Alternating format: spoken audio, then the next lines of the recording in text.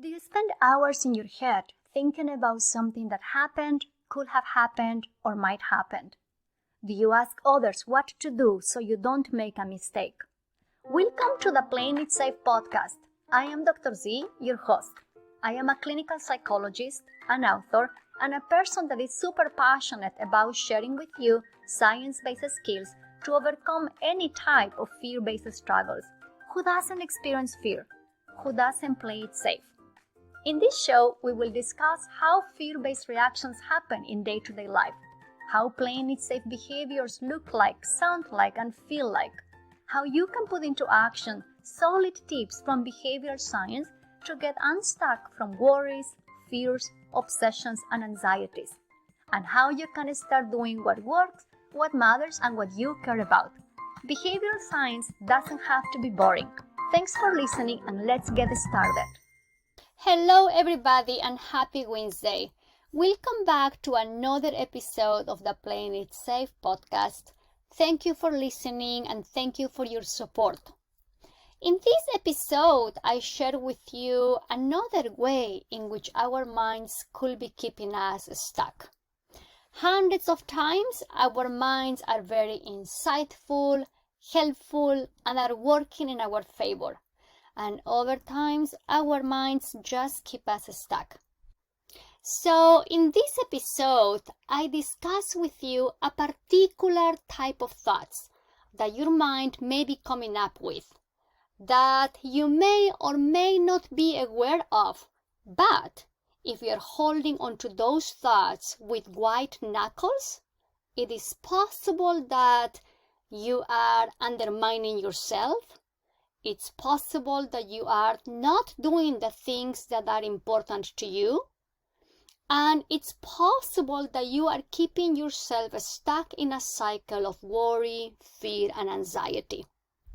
So I hope this episode helps you to get a better sense of how our mind works. And just as a reminder, this podcast is for educational purposes only and is not a replacement for therapy or professional help. Okay, have a wonderful day and I hope you enjoy this episode. See you next week. Let's talk about ruling thoughts. Some of you may be familiar with ruling thoughts, for others may be a new concept. So I will try to explain what ruling thoughts are and how they relate to fear-based struggles in general. Let me share a little bit of background here. When I was a kid, my mom made sure that every year I was learning and practicing a new sport. Even though I wasn't very athletic, I can tell you that. But I basically got enrolled in swimming, basketball, volleyball, running, you name it. I did like practicing sports, absolutely, but I wasn't passionate about them. But I did enjoy getting active and moving my body. It was fun, other times it was okay, and other times I developed a collection of bruises. Now, when you're playing a sport, any sport, there are rules that you have to follow. You can do this, you cannot do that, right? And the rules basically tell us what behaviors are acceptable and which behaviors are not. So in order to play any sport, you learn to follow those rules. And some of these rules are nonsensical. You may not like them, but that's just how the game is. If you want to play a particular game, you are encouraged to follow those rules, otherwise you cannot play. So when thinking about rules, it's important to notice that rules are all over around us. Sometimes we follow rules that are very explicit, like don't park your car in the handicap spot if you don't have a disabled parking permit. And sometimes some rules are implicit, like don't ask a person about their weight. The reality is that every single moment we're following some type of rule, whether we are aware of it or not. But that's just how we live our day-to-day lives. You may be wondering, what's the connection between rules or playing games and anxiety, worries, fears, and panic? And here is why they are related. In our life, we participate in different settings, or we grow up in different environments in which we are constantly interacting with rules. If you remember, when we are kids, we are told you can do this, you cannot do that. This is acceptable, this is not acceptable. And of course, in our life, through every single experience we have, our brain, our wonderful brain, is also assimilating, internalizing some rules. Rules about how you're supposed to respond to things, rules about what's okay, rules about what's not okay. So that's something that the brain naturally does.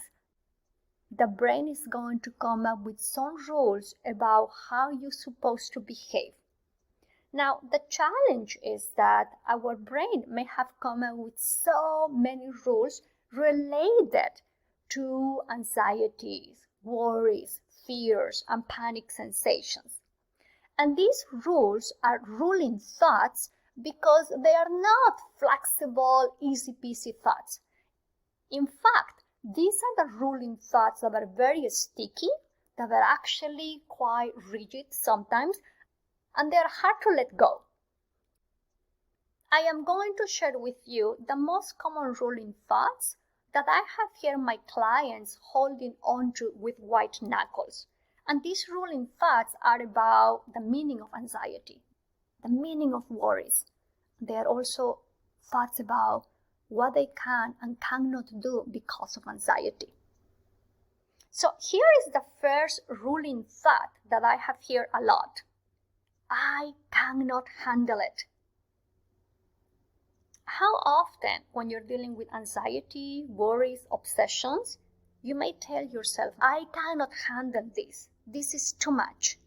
It can be overwhelming. It can make you feel discouraged. And yet, what happens when your brain comes up with this rule that says you cannot handle it? What do you do? This process of holding with white knuckles onto this ruling thought, I cannot handle it, is academically called underestimating your ability to handle anxiety. And it's basically your brain assessing if you can handle the anxiety that comes along with fear-based reactions.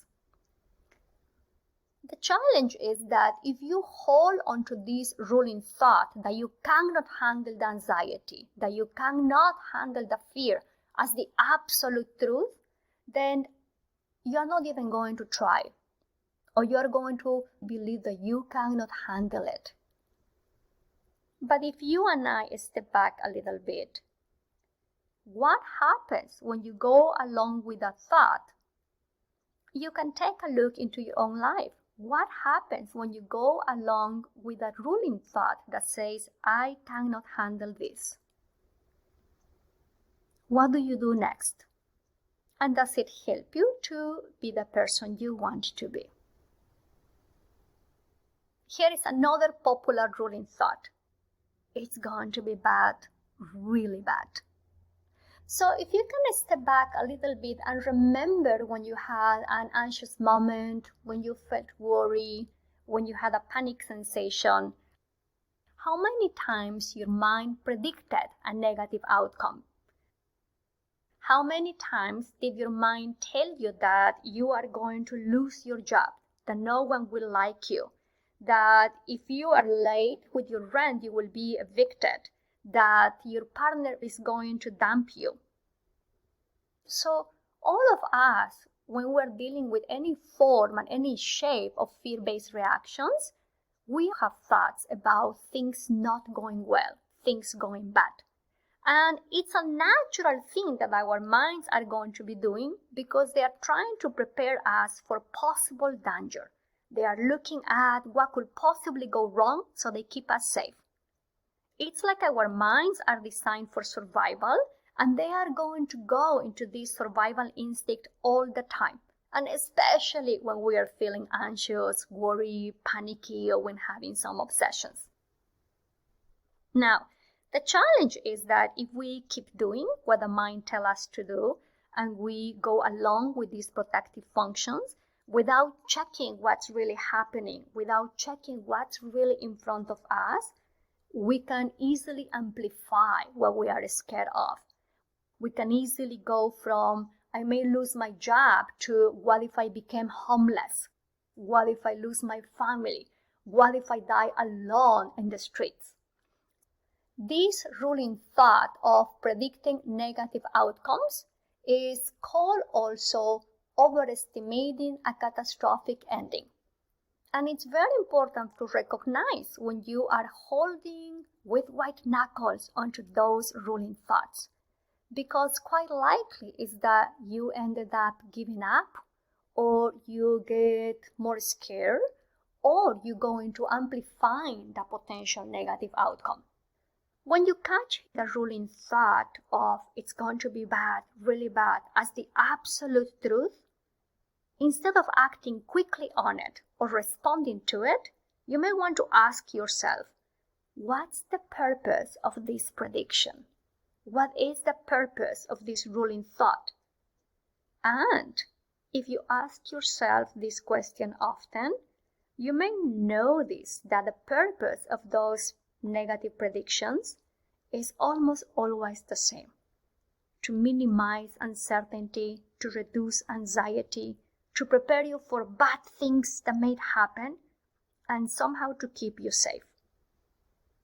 But the challenge is that going along with that ruling thought can actually make you feel more anxious, not less. So dwelling on these catastrophic visions of the future doesn't make you feel more secure, doesn't make you feel more prepared. It may actually keep you more stuck. Here is another ruling thought. I have to do something about this worry right now. When feeling anxious, it's natural that that feeling is uncomfortable, annoying, and hard to have. But what happens is that when we have the ruling thought of, I have to do something about this feeling right now, you may be compelled to try to replace every single annoying thought you're having with a positive one, because you are taking that feeling as a sign that something is off. Because your mind is looking at that internal experience as something that you have to fix, repair, and even solve. But we are wired to experience all types of emotions, and sometimes the emotions that we feel are overwhelming. So of course, naturally, your mind will tell you that you have to do something about it right now. Your mind will come up with a sense of urgency about that particular feeling.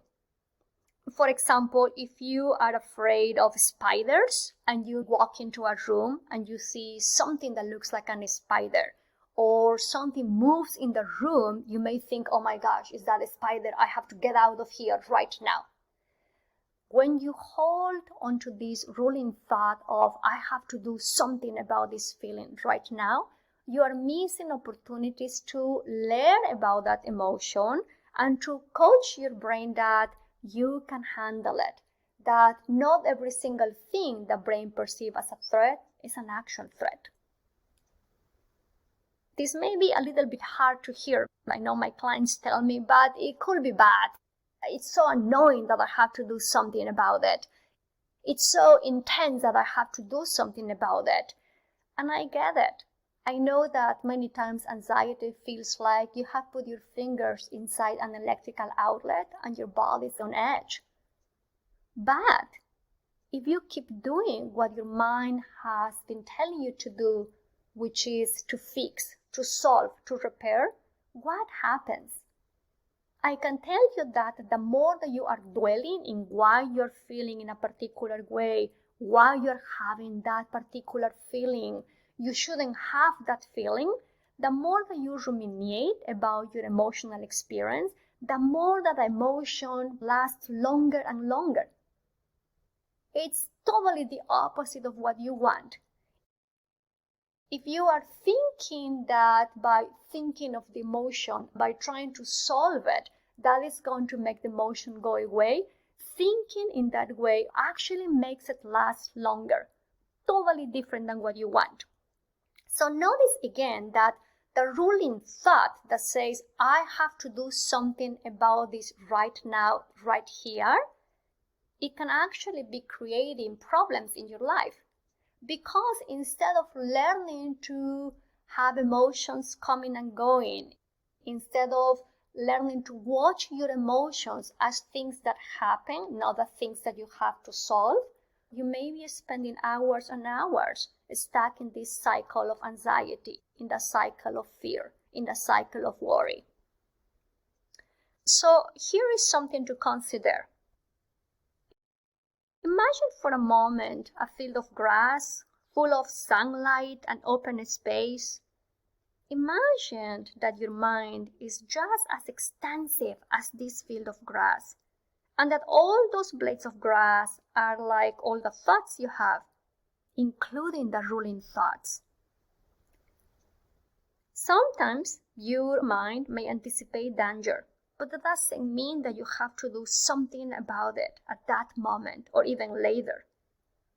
A ruling thought is just a ruling thought. So just to recap a little bit, I want to invite you to keep in mind that since the time that we are born, we are exposed to all types of directions, expectations, and rules about everything and anything. Don't put your fingers in the outlet. Make sure that you are back at 6 p.m. for dinner. It's not okay to steal. It's important to pay your bills on time, and on and on. Following these rules keep us safe, allow us to be part of a group, and give us a sense of doing the right thing.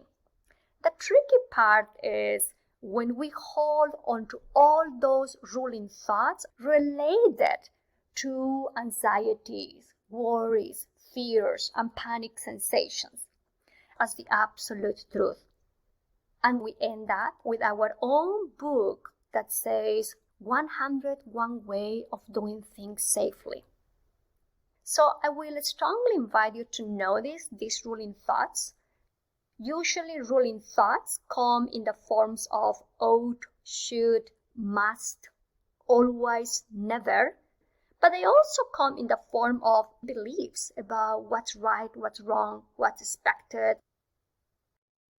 I shared with you today 3 ruling thoughts. I won't be able to handle it. I have to do something about this feeling right now, right here, and it's going to be bad, really bad. But there are many, many more ruling thoughts. So my invitation is to write down all the ruling thoughts that you may be holding onto with white knuckles, and then answer yourself these questions. What actions do I take based on these ruling thoughts? What are the benefits of following those ruling thoughts? What are the costs of following those ruling thoughts? Thanks for listening. If you like this episode, I will very much appreciate it if you will subscribe and share this podcast with your friends. And if you're feeling extra generous, I welcome a review on Apple Podcasts. Show notes of this episode are in the website playingitsafe.zone. Make sure to subscribe to my newsletter so you can receive more tips to stop all types of unworkable playing it safe actions. See you soon!